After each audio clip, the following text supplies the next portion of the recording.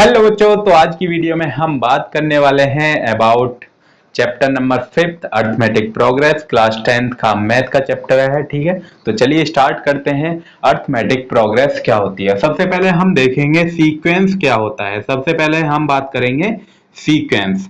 Sequence क्या होता है कि कोई भी आपके पास नंबर है, बहुत सारे क्या है नंबर, वो एक डेफिनेट किसमें डेफिनेट सीक्वेंस में क्या होनी चाहिए, डेफिनेट ऑर्डर में क्या होनी चाहिए, वो अरेंज होनी चाहिए। जैसे कि 5 है आपके पास, 100 है, फिर 50 है, 10 है, 25 है। क्या इसका कोई ऑर्डर है? क्या ये डिक्रीजिंग या इंक्रीजिंग ऑर्डर में है? नहीं है सर। तो यदि हम इनको इंक्रीजिंग या फिर डिक्रीजिंग ऑर्डर में अरेंज कर देते हैं तो ये आपके पास क्या बन जाएगी, सीक्वेंस बन जाएगी। सबसे पहले 5, ठीक है, उसके बाद 10 है, उसके बाद 25 है, उसके बाद 50 है, फिर उसके बाद क्या है 100 है। तो ये आपके पास क्या है, सीक्वेंस है। सिमिलरली ऐसे ही होती है आपके पास सीरीज। क्या होती है, सीरीज। तो सीरीज क्या होगी, यदि इनको सभी को हम ऐड कर देते हैं 5 + 10 + 25 प्लस के 50 प्लस के 100, तो ये आपकी क्या आ जाएगी, सीरीज आ जाती है। ठीक है, तो आपको पता चल गया सीक्वेंस और सीरीज क्या होती है। ठीक है सर, पता चल गया इतना तो हमें। फिर इसको मिटा देना हम, ठीक है, मिटा देना। ठीक, उसके बाद हम देखेंगे कि एपी क्या होती है, अर्थमेटिक प्रोग्रेस। तो हेडिंग डालिए अर्थमेटिक प्रोग्रेस। क्या, अर्थमेटिक प्रोग्रेस। ठीक है, अर्थमेटिक प्रोग्रेस मतलब कि इसमें एक पैटर्न क्या होता है, फॉलो होता है। क्या होता है, एक पैटर्न फॉलो होता है।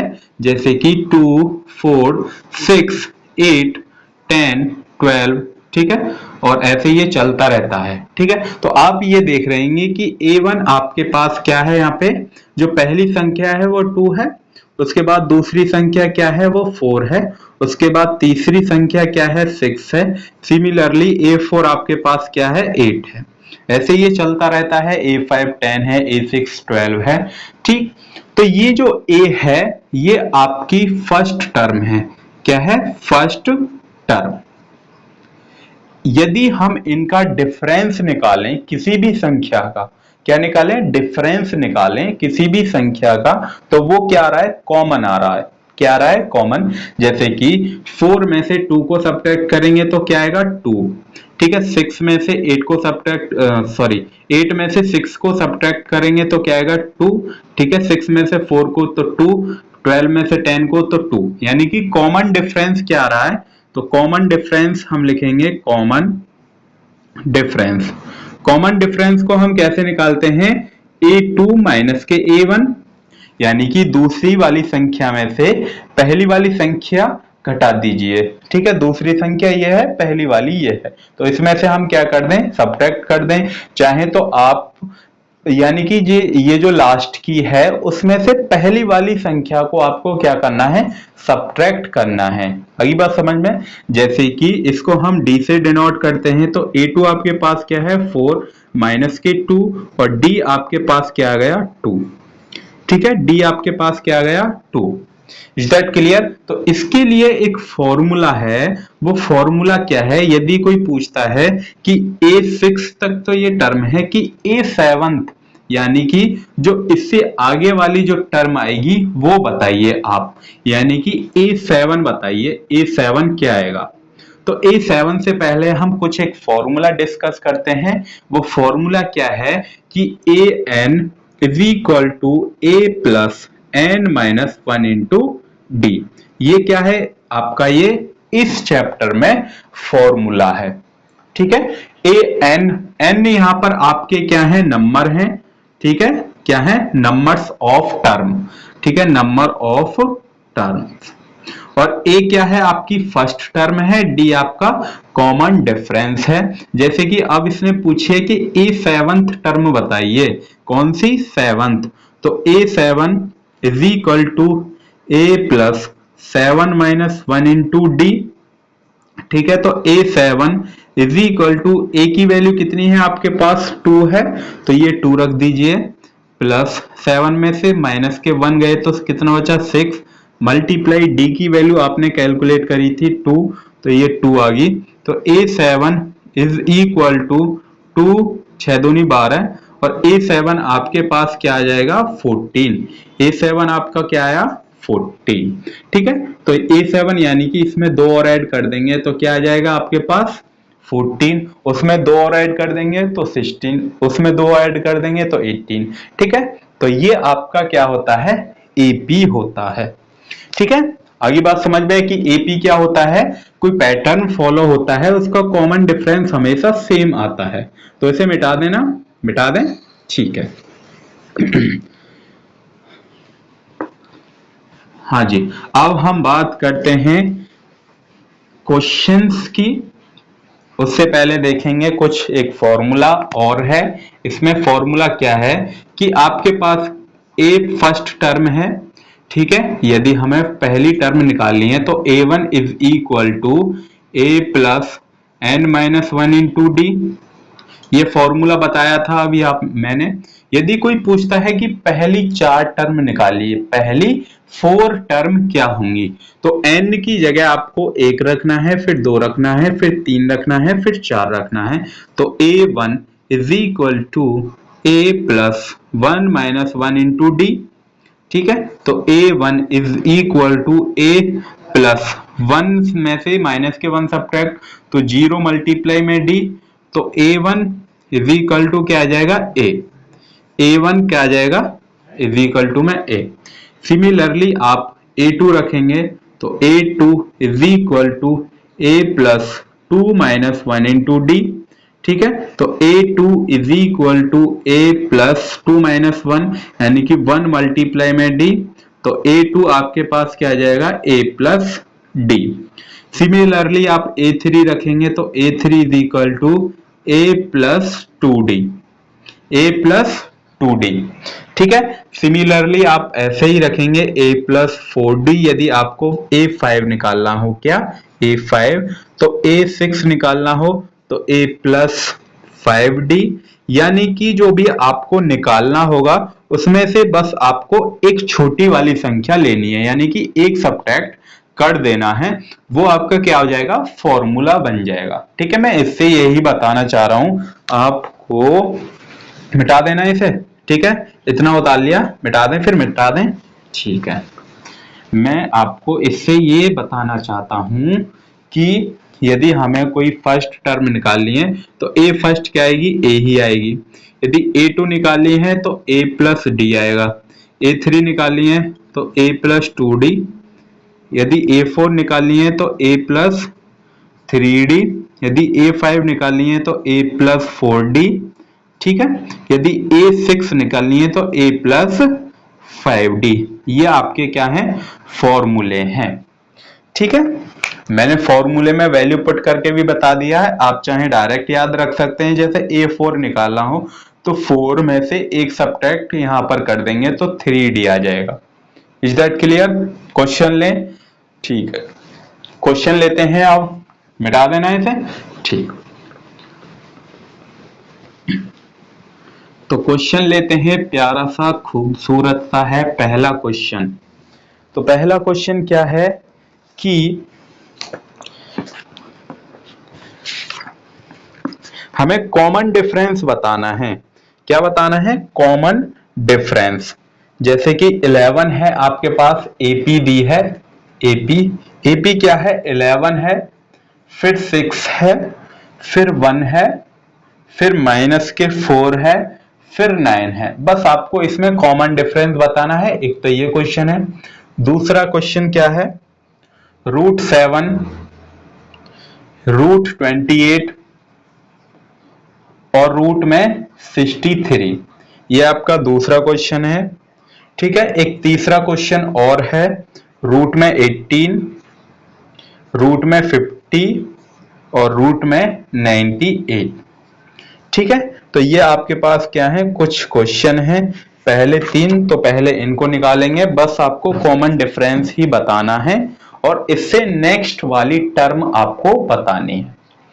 सबसे पहले इसमें देखेंगे, A1 आपके पास बता सकते हैं। A1 क्या है 11, A2 क्या है 6 है। तो D हम कैसे निकालते हैं? D is equal to A2 minus के A1, तो D is equal to A2 आपके पास क्या है 6 माइनस के 11, तो D की वैल्यू आपके पास क्या आएगी माइनस के 5। ये A1 है, ये A2 है, A3, A4, A5 और A6 निकालना है, तो A6 is equal to A plus 5D। तो A6 is equal to A की वैल्यू कितनी है 11 प्लस 5, D की वैल्यू माइनस के 5, तो A6 इज इक्वल टू 11, 5 5 जा 25। इसमें से आप सब्ट्रैक्ट कर देंगे तो वो आपके पास क्या आ जाएगा 14, वो भी किसका माइनस का 14 आ जाएगा। तो A6 कितना हो जाएगा आपके पास, A6 की वैल्यू माइनस के 14 आ जाएगी। ठीक है, सॉरी, पहला क्वेश्चन आ गया समझ में, ठीक है। उसके बाद दूसरा क्वेश्चन बता रहा हूं मैं, तीसरा आप खुद से ट्राई करेंगे और उसका आंसर कमेंट में बताएंगे। जैसे कि A1 यहां पर क्या है, A1 √7 है, A2 क्या है रूट में 28 है, रूट में क्या है 28, तो D कैसे निकालें, A2 माइनस के A1, तो D is equal to root में 28 है माइनस के रूट में 7। अब इसको कैसे घटाएं सर, ये तो बहुत प्रॉब्लम हो गई, पसीना आ गया तुमको। तो इसको कैसे घटाते हैं, सबसे पहले ये रूट में है तो इसके फैक्टर कर लीजिए, तो D इज इक्वल टू जैसे ही आप इसके फैक्टर करेंगे 28 के फैक्टर 2 से 14, ठीक है, 2 से 7 और 7 से 1, तो एक 2 बाहर आ जाएगा, तो ये 2 बाहर आ गया है, ये 7 माइनस में रूट में 7, ठीक है। तो ये D की जो वैल्यू आ जाएगी 2√7 में से 1√7 गया तो क्या बचा रूट में 7, D की वैल्यू ये आई है। इससे नेक्स्ट वाली टर्म आपको बतानी है A4 का फॉर्मूला A प्लस 3D, ठीक है, A4 is equal to A1 क्या है √7 प्लस 3 और D की वैल्यू क्या है √7, ठीक है, तो A4 is equal to √7 plus में 3√7, चाहे तो इसमें से आप √7 कॉमन ले सकते हैं, तो रूट्स जैसे ही हमने 7 कॉमन लिया तो 1 प्लस 3, तो आपके पास क्या आ गया 4, तो 4√7 इसका क्या आ गया A4 टर्म। इससे नेक्स्ट वाला टर्म क्या आया 4√7। तो आई होप कि आपको ये दो क्वेश्चन समझ में आए हों। आपको तीसरा क्वेश्चन का आंसर आपको कमेंट बॉक्स में बताना है कि A4 क्या टर्म आई है, ठीक है। तो इससे दो क्वेश्चन और लेंगे हम, फिर इस वीडियो को फिनिश करेंगे, ठीक है। मिटा दें ना, मिटा दें, ठीक। तो इससे फिर नेक्स्ट वाली वीडियो में हम कुछ इंपॉर्टेंट क्वेश्चन लेके आएंगे जो आपके बोर्ड एग्जाम में पूछे गए हैं और आने की पॉसिबिलिटी है। हाँ जी, अब हम बात करते हैं कि आपके पास एक एपी है, क्या है एपी है, पहली एपी क्या है कि 357